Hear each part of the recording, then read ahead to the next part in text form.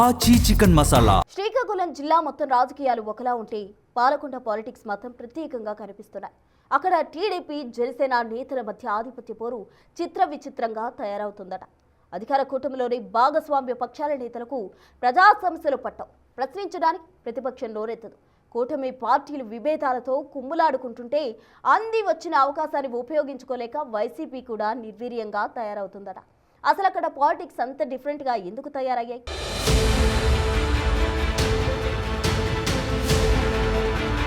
ఉమ్మడి శ్రీకాకుళం జిల్లాలోని గిరిజన మన్యం ప్రాంతాల్లో అభివృద్ధి చెందుతున్న ఏరియాలను కనెక్ట్ చేసేది ఎస్టీ నియోజకవర్గమైన పాలకొండ. గత ఎన్నికల్లో పొత్తులో భాగంగా ఇక్కడ జనసేన పోటీ చేసి గెలిచింది. అక్కడ ఎమ్మెల్యే గెలుపు కూడా ఆసక్తికరంగానే జరిగింది. ప్రస్తుత Janasena MLA Nimmaka Jayakrishna, TDP incharge Padala Bhudevi ఇద్దరు కూడా ఎన్నికల ముందు తెలుగుదేశం పార్టీలో కొనసాగుతూ టికెట్ కోసం పోటీ పడ్డారు.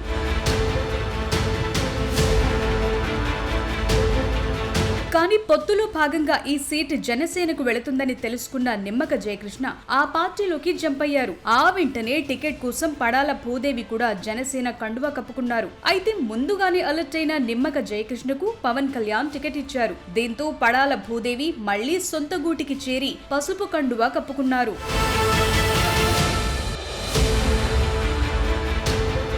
ఒకరు పాలకొండ టీడీపీ ఇన్ఛార్జిగా, మరొకరు జనసేన ఎమ్మెల్యేగా కూటమిలో ఉన్నప్పటికీ వారిద్దరి మధ్య పచ్చగడ్డి వేస్తే భగ్గుమనే పరిస్థితి ఉందని రాజకీయ వర్గాలు చెప్తున్నాయి. ఎలాంటి కార్యక్రమాలకు ఎమ్మెల్యే నుంచి తనకు ఆహ్వానం పంపటం లేదని పడాల భూదేవి పార్టీ అధిష్టానం దగ్గర ఫిర్యాదులు కూడా చేసినట్టు గుసగుసలు వినిపిస్తున్నాయి. టీడీపీ అధిష్టానం కూడా ఇద్దరికి రాజు కుదిర్చే ప్రయత్నం చేసిన ఒక వరలో రెండు కత్తులు ఇమడలేవనే సామెతలను ఇద్దరూ రుజువు చేస్తున్నారట.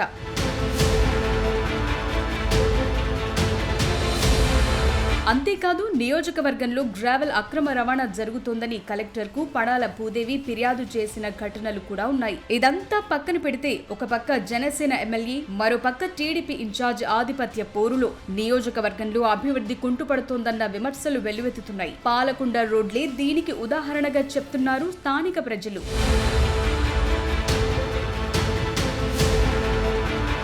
పాలకొండ చుట్టూ ఉన్న రాజాం, పార్వతీపురం, సీతంపేట, ఆమదాల వలస రోడ్లు అద్భుతంగా ఉన్నాయి. కానీ పాలకొండ రోడ్లు మాత్రం అత్యంత దారుణంగా తయారయ్యాయి. పైన చెప్పుకున్న ప్రాంతాలన్నీ పాలకొండ కంటే చిన్నవే. పాలకొండ రోడ్లు బాగుపడితేనే అభివృద్ధి అవకాశాలు పుష్కలంగా ఉంటాయని స్థానికులు భావిస్తున్నా పట్టించుకున్న నాథుడే లేకుండా పోయాడు. కూటమి నేతల మధ్య వర్గపోరు తారస్థాయిలో ఉండడంతో అభివృద్ధి ఆలోచనలే వారికి రావటం లేదని స్థానికులు ఆగ్రహం వ్యక్తం చేస్తున్నారు. అయినా నిమ్మక జయకృష్ణ, పడాల భూదేవిలకు చీమ కుట్టినట్టయినా లేదట.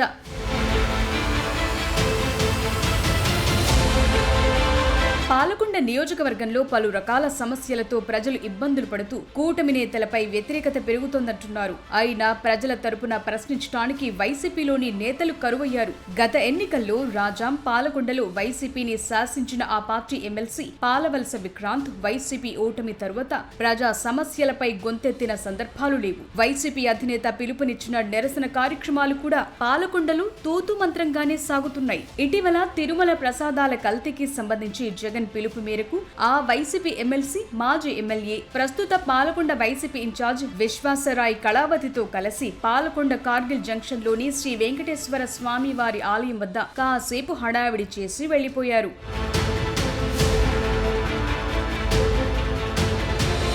ఉమ్మడి శ్రీకాకుళం జిల్లాలో పార్టీ కార్యక్రమాల నిర్వహణలు పాలకొండ నియోజకవర్గం నేతలు పట్టి పట్టనట్లు వ్యవహరిస్తుండటంతో వైసీపీ ఉనికి ప్రశ్నార్థకంగా తయారవుతోంది. వైసీపీ అధికారంలో ఉన్నప్పుడు అన్ని తానై వ్యవహరించిన విక్రాంత్ ఇప్పుడు మాత్రం ప్రజా సమస్యలు పట్టనట్టు వ్యవహరిస్తున్నారు. మొత్తం మీద వర్గ విభేదాలతో కూటమి నేతలు, అధికారం లేక వైసీపీ నేతలు తమను పట్టించుకోకపోతుండటంతో పాలకొండ వాసులు తమ గోడు ఎవరికి చెప్పుకోవాలో అర్థం కాక తలలు పట్టుకుంటున్నారట.